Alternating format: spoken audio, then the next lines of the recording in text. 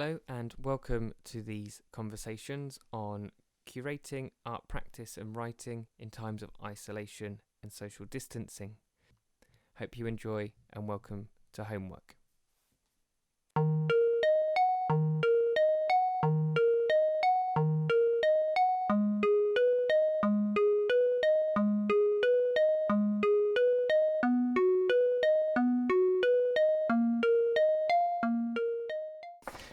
So thank you for joining us, Tim.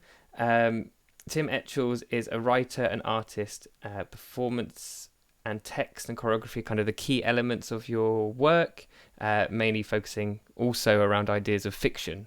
So lovely to see you, Tim, and thanks for Nice to see you too. Giving us time to have this conversation.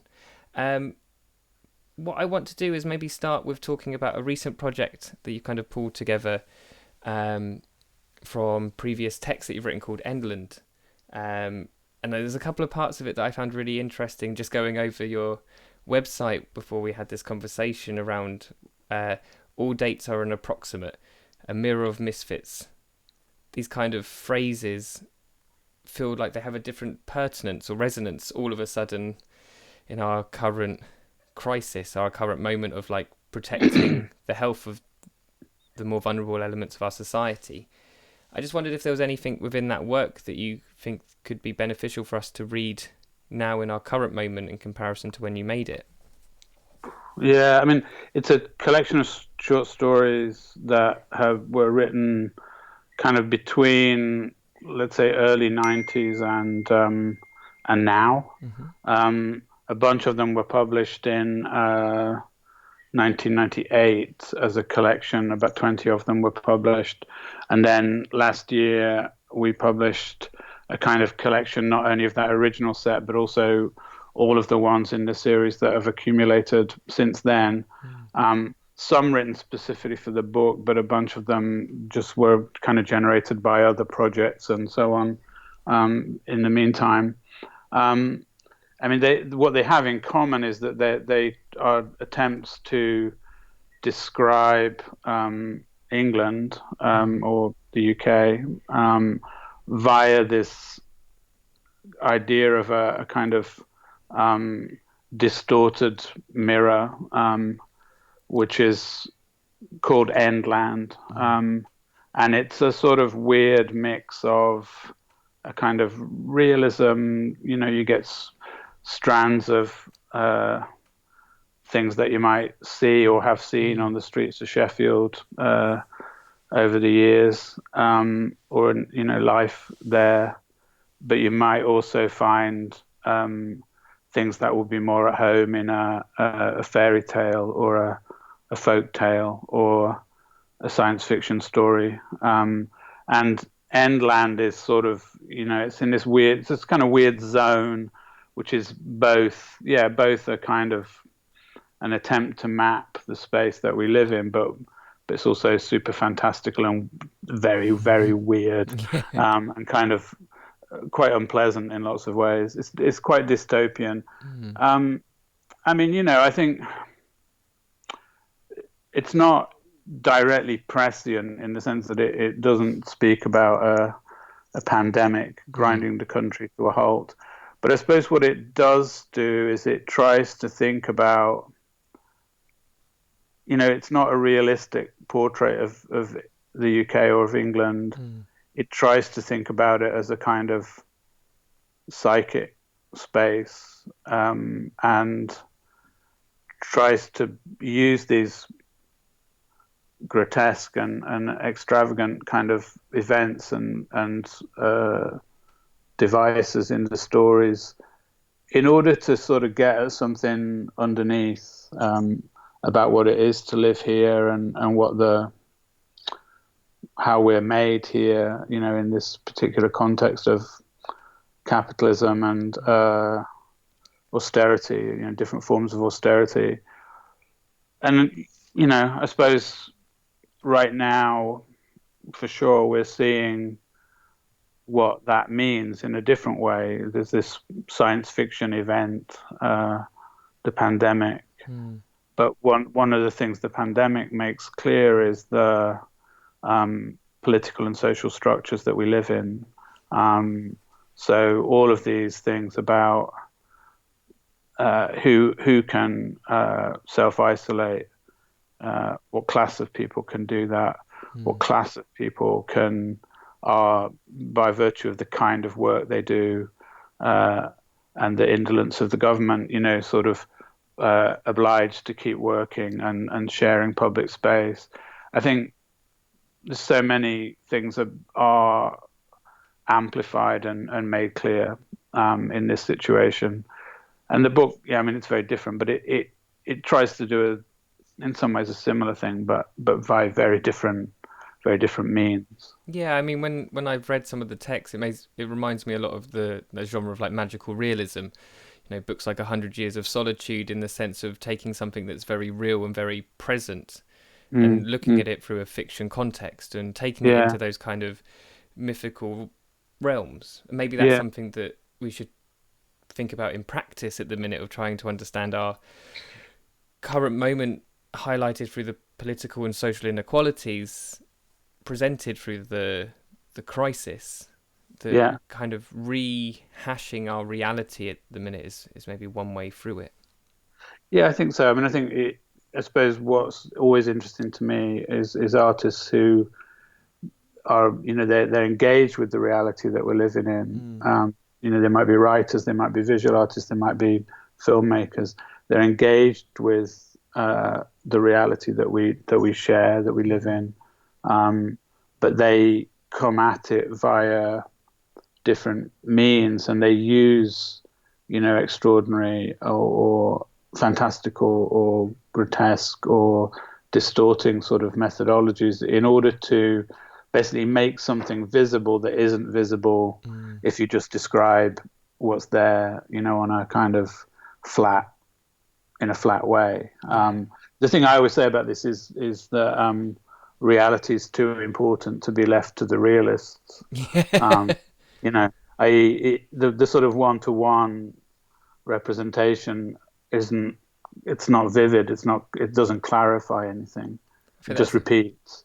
So I'm interested in this idea that all of these other strategies are ways of kind of revealing things that are there, but they need to be seen in a different way.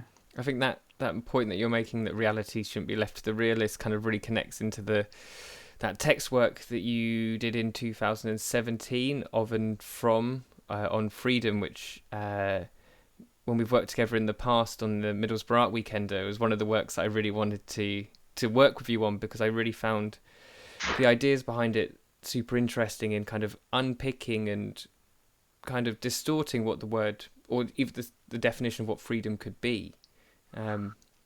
Was that kind of the aim within that practice? Yeah, I mean, it's one of the a number of works of mine where they sort of emerge from I suppose the idea of a list, the idea of a list, a generative sort of language form where you have an idea and you start to sort of multiply instances of that form or of that linguistic sort of device. And the thing that I was thinking about there was freedom, and I noticed this, that freedom is sort of, maybe not exclusively, but one way of thinking about it is through the word of and through the word from. So freedom of the road and freedom of assembly, and things that you have the right, the freedom to do something, but then also freedom from, so freedom from oppression, or freedom from stereotyping, or freedom from language and the constraints that it puts us under. So it's a sort of it's one of probably many works of mine where what you get is a kind of informal attempt to build what's the right word? A taxonomy or an encyclopedic list of a particular thing. It's like a map of, okay, if we're going to think about freedom, let's throw all this stuff there. And it's a poem, but it's also an attempt to sort of create a kind of very charged, contradictory space where all of these thoughts and ideas about freedom are sort of placed next to each other, and they reverberate and cause a kind of electricity between each other. It's non-didactic in the sense that it doesn't conclude anything, but it is interested in creating this sort of dynamic space between those different words, different ways of thinking about freedom. Yeah, and I think those ideas of creating dynamic space that you're mentioning there between the words of and from in terms of freedom, the ideas that we talked about in terms of Endland kind of connect for me into a lot of work that you've been doing with Force Entertainment for many years now. When it comes to the project Nighthawks, which I think is such an interesting way of like addressing this idea of that was it the title comes from that Edward Hooper painting, and this kind of context of queerness and identity, but also more about like the focus on images of the media. And it kind of does feel that there's a connection through both the theatre practice, the visual arts, the written text, which kind of are this kind of hark back to something that you've already just said, which was, and let me try and get this completely right, which was that reality shouldn't be left for the realists. Looking back to that work, what was it created in 1985, in terms of looking at the use of images of mass media production, do you feel that the work still resonates with this kind of 24-hour news cycle that we're situated in at present? I mean, that's a really old project, and I mean, I think for me that project it's probably quite unique in our practice in the sense that it was obsessed. It was interested in, I suppose, relation to cinema in a strange way, as the kind of media space, and it was a kind of deconstruction of a particular sort of filmic genre ideas. I think our work in the beginning, I'd say we dabbled with that. We were interested in the relation to cinema, but I think in a funny sort of way, it took us a little while to realize this, but I think there was a sort of generational thing. I think the generation before us, theatre makers that we grew up watching, people like Impact or Hesitate and Demonstrate, were very influenced by cinema, and their work often had a sort of what I would think of as a sort of cinematic visual aspect. I think our work, we sometimes tried that on, as young people beginning to make performances. I think we usually failed, and I think what we found as we failed was that we were, at that point, I would say we were more like a television generation, i.e. the sort of aesthetic coding and sumptuousness of cinema, in a sense, didn't belong to us. What belonged to us was television. The thing I always used to say about our work, and this is also super dated at this point, but I always used to say, understandable by anybody brought up in a house with the television always on. Because for us, that was the metaphor, that was the way of understanding having two narratives happening at the same time, the one in your life and the one that was there in the TV in the corner of the room.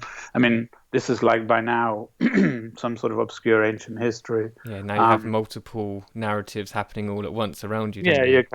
you're carrying the screen with you, and there's several different apps and streams of information all coming to that one device.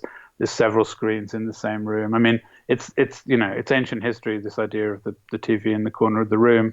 But I think we're always struggling, I think, as people in this cultural space that we're in, to understand what it is to live human, intimate, human, connected lives in the context of a sort of media apparatus. And the nature of that media apparatus is changing all the time. And it's, to some degree, it's generational. But of course, by this point, I'm as steeped in this multi-tracking, internet / social media / smartphone reality as as anybody, I guess. Maybe more as a spectator. It's not like I've installed TikTok on my phone or something, but I know what it is, and I'm sort of interested in what that is as a sort of cultural phenomena. Blah blah blah. So it shifts and changes. And Nighthawks was a work that back then in 1985 was us sort of pushing slightly against the space of a cinema and sort of saying, well, what's the relation here? There's probably a couple of early projects of ours were really quite interested in that. And then it became more and more television and more fragmentary because we got more and more interested in channel hopping. And in a sense, in relation to collage rather than complete narrative architectures.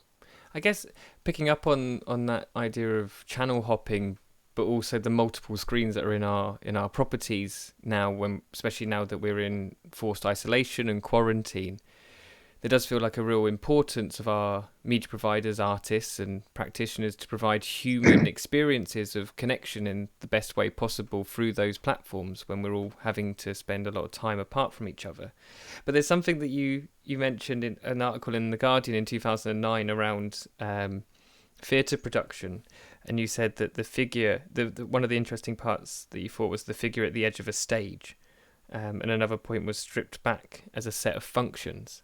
And I kind of feel like developing on from Nighthawk into the work Out of Order that was created a couple of years back, I feel that experience has kind of stripped, it kind of feels like it stripped back everything into it to just kind of highlight the balance of this kind of clownic exhaustion of melancholic kind of experiences. Do you feel that the work has taken that natural direction through channel hopping into that kind of stripped back theatre production, or has that been just like a natural flow of working together over so many years? Yeah, that's interesting. I mean, I think the work at a certain point certainly in the performance work, but probably certainly the performance work, maybe also in other forms. The inclination at a certain point was towards a sort of multi-track, multi-channel, very much abrupt collisions of things, kind of dissonance of elements, and a sort of maybe like a high turnover of materials and textures, and I think that felt at the time like maybe the way to go and the way to sort of speak into the situation to understand it. It probably also always had a kind of corollary, which was an interest in stillness and an interest in slowness and an interest in things that either didn't change or only changed slowly over long-ish periods of time.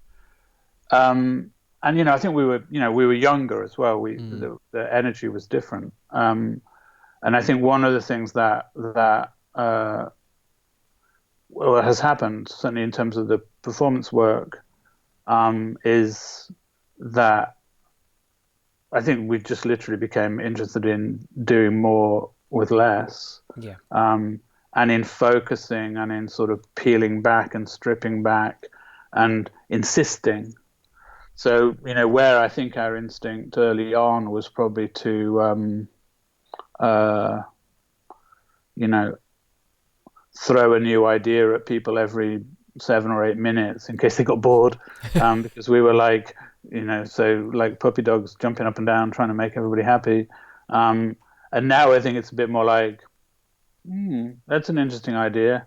How long can we do that for? And keep people in their seats. And I think often now we're looking at ideas and trying to think, all right, if that's interesting, do you have the courage of your convictions and the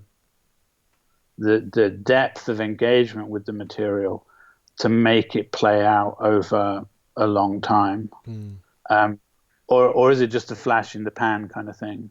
And I'm not super interested in the flash in the pan thing. I'm especially in the performance work. I'd say this with other things though. I think the interest now is basically, have you got something that you can sort of jump into and stay in and push inside, and not have to be like jumping out of it to drag in some other thing, And mostly that's what I think when I see other people's work also. I mean, whether it's performance or anything else, I really like it when people grab something and push it and stay with it. And I get very unhappy and disappointed if I feel people are sort of just cycling past ideas at speed. I mean, the joke we have, which I think is a useful one for people who are making work in any form, sometimes when we're rehearsing, we say that we've got 5 okay ideas where one really good one would do. That's really there's pertinent. there's no question in my mind that one good idea is better. 5 okay ideas nailed together in a sort of cock-handed way. We've all seen it so many times, and we've all been in that room.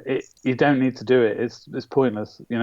So I would always think, really, is there something here that we can like enter and work through? Stop embroidering, just for the sake of it, to make this unlikely construction feel like it's got an energy when it hasn't. Yeah. So is it more about like taking a commitment to an idea, isn't it? Committing to maybe a slowness to consideration rather than necessarily a speed of bashing out products. Yeah, I think so. And I think it's also about saying, if you're interested in something, like, can you push at it so that you do expose and uncover and find the things that are really worth having there. It's interesting. We had we just abandoned a performance because of the epidemic. So we had to cancel rehearsals with about 5 or 6 weeks to go, and we were just getting to the point where something was happening that was interesting for us. And the weird thing is that we'd had a bit of material, we'd worked on it for a week. We'd decided that it wasn't really up to scratch, that we couldn't get it to do. It did a certain thing, but we couldn't get it to do anything else. So we just said, yeah, okay, trash. So we put that aside. We moved on. We did a couple of other things for a couple of weeks, and then I said, "Oh, let's go back to that thing because I've got one more thought about it." And it opened up, and we had suddenly 25 minutes of stuff with that one bit of material, and we were very excited and kind of think, okay, yeah, this is definitely something.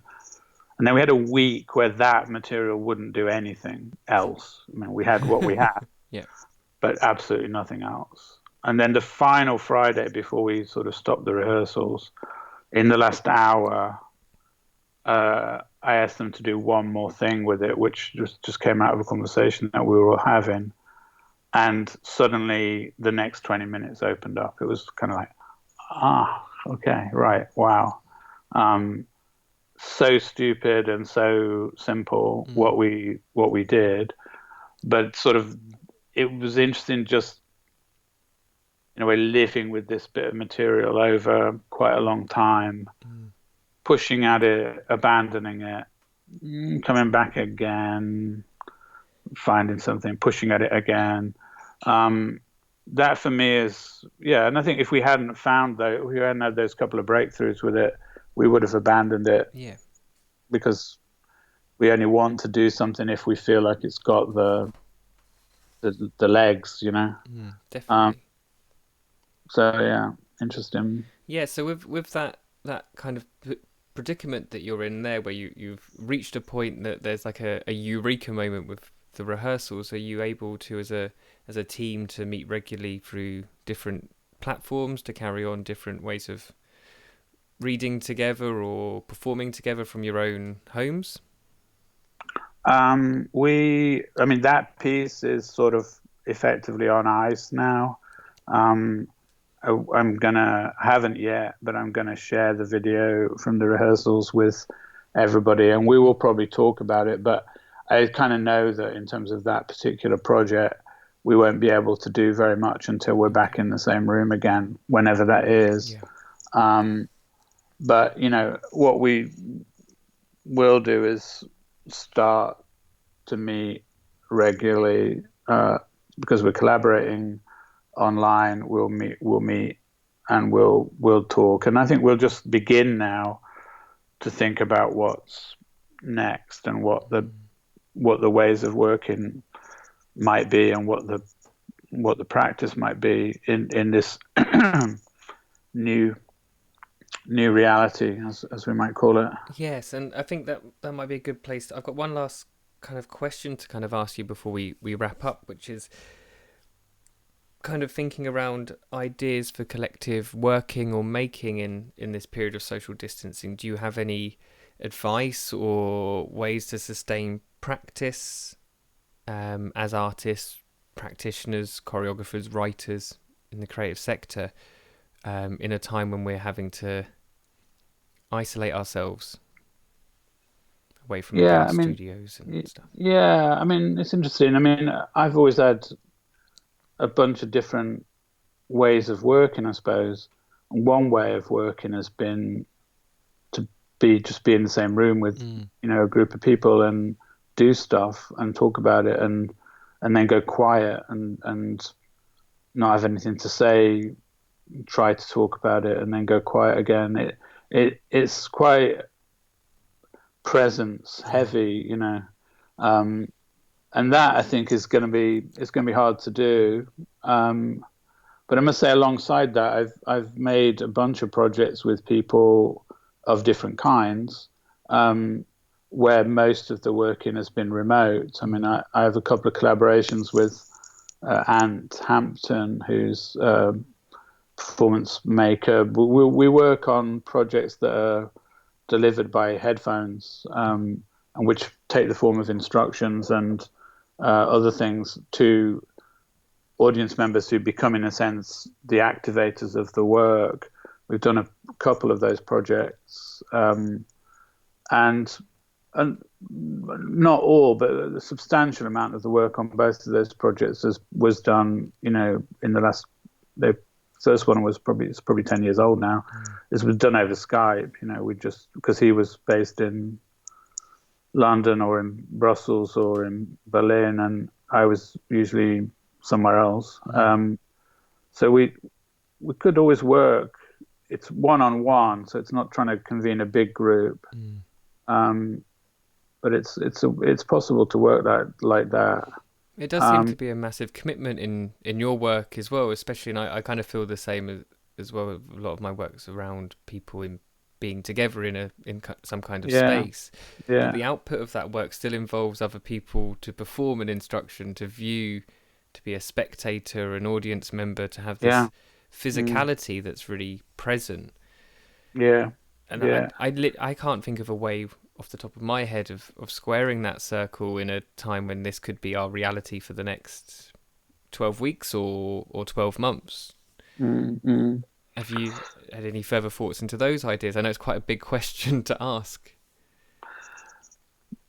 Yeah, I don't know. I mean, I think one, and this might sound like this might be no use, but to me it makes sense that, I think it's going to take time to figure out what this is.